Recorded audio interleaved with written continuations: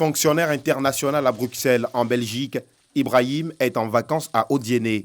La capitale du Kabadougou est un vivier en matière d'attractions touristiques. Figure en bonne place sur la longue liste des sites à visiter, le mont Denguélé, sujet de la curiosité de notre touriste.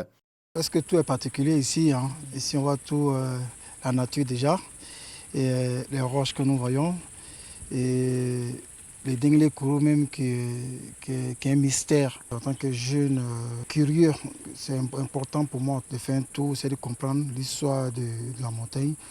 Le mont Denguélé, ce sont deux gros rochers superposés, le plus gros porté par le plus petit, avec une fente apparente à la jonction des deux pierres. Une montagne mythique qui d'ailleurs a donné son nom à toute la région. L'imam Losséni connaît bien la montagne et son histoire. Son père en était le dépositaire des secrets. Le mot Denguélé, qui signifie fils unique, c'est-à-dire un seul enfant. La ville a trouvé la pierre ici, au temps des guerres. Tous ceux qui ont été chefs guerriers dans la région de Kabadougou se réfugiaient ici. Là, donc ils ont trouvé ça comme c'était un symbole. Ils faisaient la protection d'abord de la ville, la protection des hommes, par le rite mystique. Au-delà de son aspect touristique, le Denguélé est également un lieu d'adoration et de retraite spirituelle pour les habitants de la ville d'Odiéné. Je pense que cette sortie sur la montagne pour la lecture coranique est la bienvenue. Pour des jeunes comme nous, qui aspirons encore à beaucoup de choses dans la vie, alors, il est important pour nous à chaque fois de prendre auprès de nos imams beaucoup de bénédictions, ce qui peut nous épargner de beaucoup de méfaits de la vie. Dans ce lieu, il est interdit de faire des actes d'adoration autres que ceux recommandés par l'islam. Depuis le temps du prophète Mohammed, la montagne a été toujours des coins sacrés où Dieu répond facilement celui à qui il a pitié. Ici, ce n'est pas un lieu d'adoration. Et puis, ça ne peut jamais être un lieu d'adoration des fétiches d'ailleurs. Actuellement, les jeunes essaient en ville de venir pour adorer soit des fétiches, mais ça ne répond pas. Situé à 10 km de la ville d'Odiéné, sur l'axe menant au département de Gbouéléban, le mont Denguélé reçoit tous les ans, à l'occasion de la fête de Maoulid, des centaines de visiteurs venus de divers horizons se recueillir et implorer la clémence de Dieu. Mais le site reste méconnu des touristes ordinaires.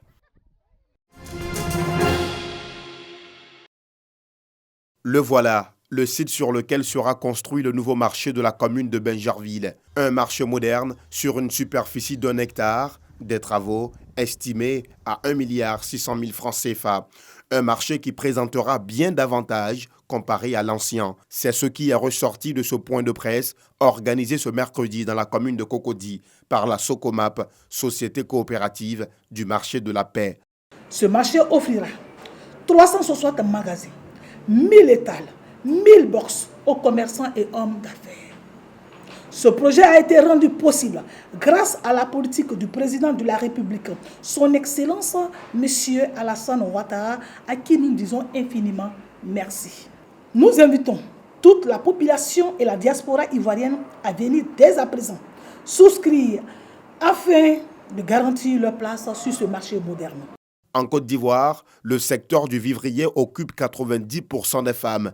Les marchés, endroit par excellence de la commercialisation de ces produits, se modernisent de plus en plus grâce à la politique de lutte du gouvernement pour l'autosuffisance alimentaire et l'organisation du secteur agricole.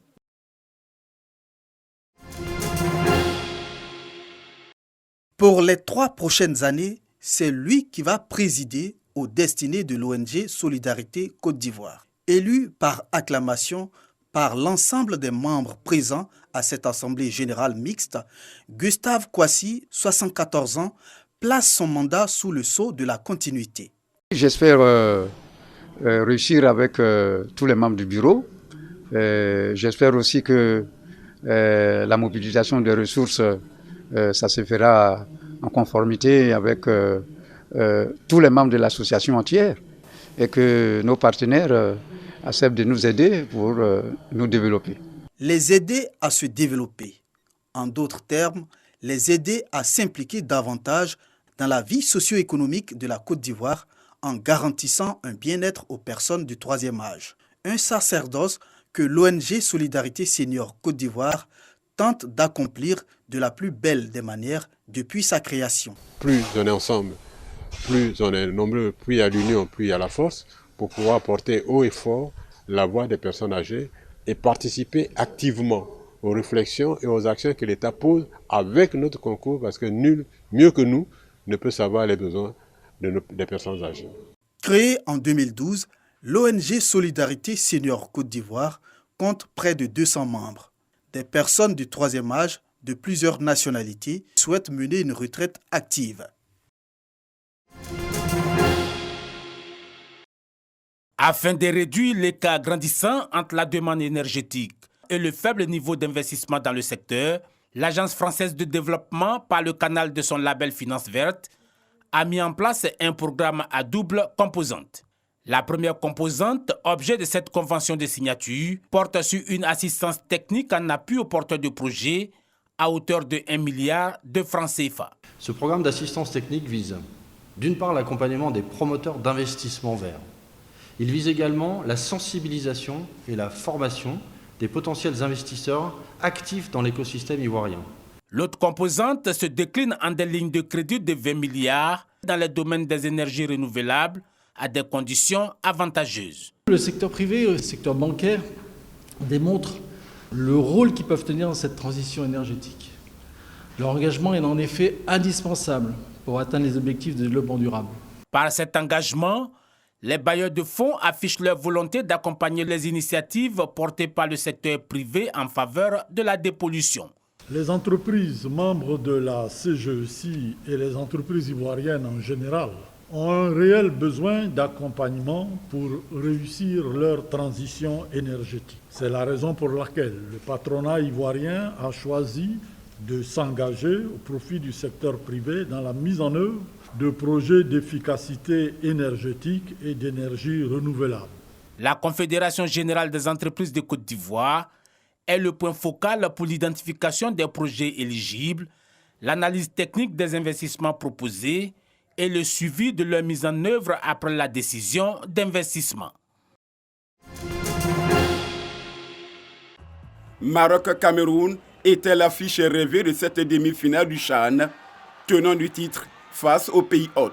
La rencontre demain sur les chapeaux de roue, ce sont les Lions d'Atlas qui donnent le ton.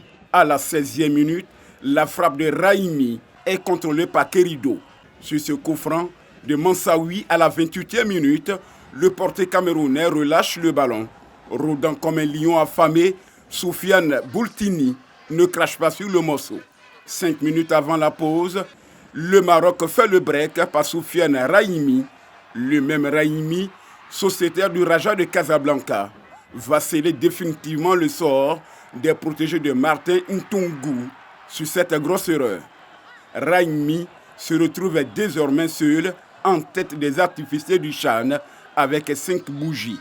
À la 83e minute, Mohamed Boumamer prend part au festival pour le 4-0. Trop fort pour le Cameroun, le Maroc rejoint ainsi le Mali en finale